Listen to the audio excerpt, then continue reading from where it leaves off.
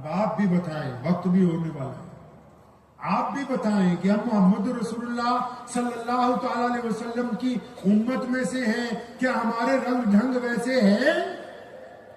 کیا ہمیں پتا ہے کہ اسلام کائنات کے لیے کیا پیغام لے کے آیا؟ کیا ہم اس بات کو جانتے ہیں کہ محمد رسول اللہ دنیا کے لیے کیا آفاقی پیغام لے کے آئے؟ ہمیں پتا ہے کہ دنیا میں اسلام سب سے بڑا مذہب کیسے بنا؟ آج اسلام کائنات کا سب سے بڑا دین ہے، لیکن یہ سب سے بڑا دین بنا کیسے؟ کچھ بتاؤ تو صحیح۔ اگر طاقت کے ذریعے بنا ہوتا تو جہاں طاقت نہیں رہی وہاں سے انحراف نہ ہو جاتا، لیکن حالت تو یہ ہے کہ طاقت والے ملک ہوں یا غیر طاقت والے ملک ہوں، اقتدار والے ہوں یا غیر اقتدار والے ہوں، دنیا کے تمام مسلمانوں کا یہ دعویٰ ہے کہ ہمیں رسول اللہ صلی اللہ علیہ وسلم اپنی جان سے زیادہ ہے۔ چلیں ذرا تھوڑا سا واقعہ آپ سے رکھتا ہوں آپ کے سامنے، آپ کا زیادہ وقت نہیں لوں گا۔ 1450 سال پیچھے چلتے ہیں، میرے پیارے پیغمبر علیہ الصلوۃ والسلام نے اسلام کا مقصد بیان کیا تھا۔ سیدنا ابو بکر صدیق کو، امی خدیجہ الکبریٰ رضی اللہ تعالی عنہ کو، سیدنا بلال کو، جو لوگ ابتدا میں مسلمان ہوئے، جب نماز نہیں آئی تھی، جب ابھی روزے نہیں آئے تھے، جب ابھی حج کا حکم نہیں ہوا تھا، تو لوگوں نے پوچھا تھا یا رسول اللہ صلی اللہ علیہ وسلم ہم نے آپ کے رب کو رب مانا، آپ کو اللہ کے رسول مان لیا، اب کرنا کیا ہے؟ کرنا کیا ہے بھائی؟ کرنا کیا ہے؟ تو محمد رسول اللہ نے فرمایا تھا کہ میرے صحابہ کسی ماں نے کوئی ایسا بچہ پیدا نہیں کیا جو غلام ہو، اب کرنا یہ ہے کہ جو بندہ کلمہ لا الہ الا اللہ محمد رسول اللہ کا اقرار کرتا ہو وہ دنیا کے تمام لوگوں کو برابری کا۔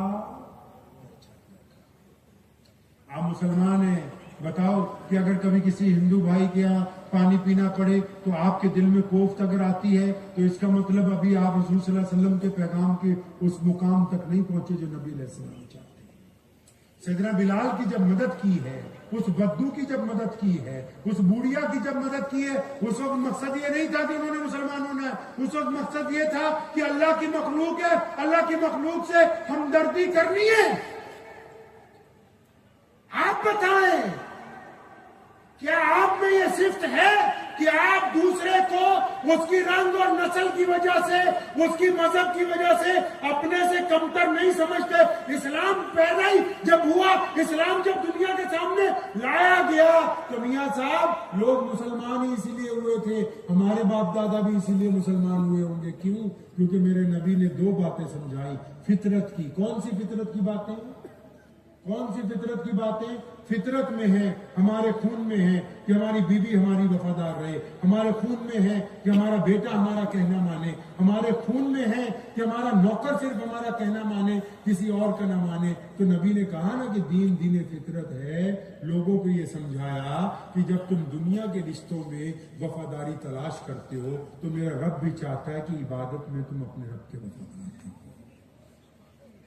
جب لوگوں نے کہا آپ کے رب کے وفادار بن گئے، فرمایا پھر حلف لو میری وفاداری کا کہ میں رب کا آخری رسول ہوں۔ لوگوں نے کہا آپ کے رب کی بھی وفاداری کی، آپ کی بھی اب کیا کرنا؟ تو نبی علیہ السلام نے دکھتی رگ پر ہاتھ رکھا ہے۔ سنا دل تھام کے مسلمانوں، اگر کوئی غیر مسلم بھائی آپ سے پوچھ لے کہ اسلام کا کیا پیغام ہے تو وہ دو لفظوں میں ہے صرف۔ کتنے لفظوں میں ہے جی؟ صرف دو لفظوں میں۔ آپ کو یاد ہے وہ دو لفظ؟ ارے بتاؤ آپ کو یاد ہے وہ دو لفظ؟ ہاتھ کھڑا کر کے بتاؤ آپ کو پتا ہے اسلام کا مقصد کیا ہے؟ ارے بولو بھائی، پتا ہے؟ نہیں پتا ہے۔ شادی میں فضول خرچی کرنی ہے پتا ہے، بینڈ باجا چلوانا ہے پتا ہے، پٹاخے بجانے ہیں پتا ہے، اکٹھے ہو کے سود پر کمیٹیاں اٹھانی ہے وہ پتا ہے، رات کو 2 بجے تک چائے پی کے بازار میں ہلڑ بازی کرنی ہے وہ پتا ہے، اسلام کے نام پہ مر مٹنے کے لیے تیار ہو جانا وہ پتا ہے، لیکن محمد رسول اللہ کائنات کے سامنے کیا پیغام لے کے آئے وہ پتا ہے ہی نہیں۔ اچھا آپ کو پتا لگ سکتا تھا؟ ویسے پتا لگ سکتا تھا؟ ایک بات بتاؤں بنا مذاق کے، بتا دو جی، ارے بولتے رہیے۔ میں نے آپ سے شروع میں کہا کہ ہم روایتی جلسہ کرنے نہیں آئے، پیارے نبی علیہ الصلوۃ والسلام کے اس راستے کو تلاش کرنے آئے ہیں جدھر ہم کو جانا ہے۔ اچھا سچی سچی بتاؤ، آپ کے محلے میں مسجد ہے نا؟ ارے بولتے نہیں، امام کی کیا تنخواہ ہے؟ کتنی؟ 12,000؟ زیادہ ہے، گلے میں پھنس گئے تو بہت زیادہ۔ اللہ اکبر۔ اچھا،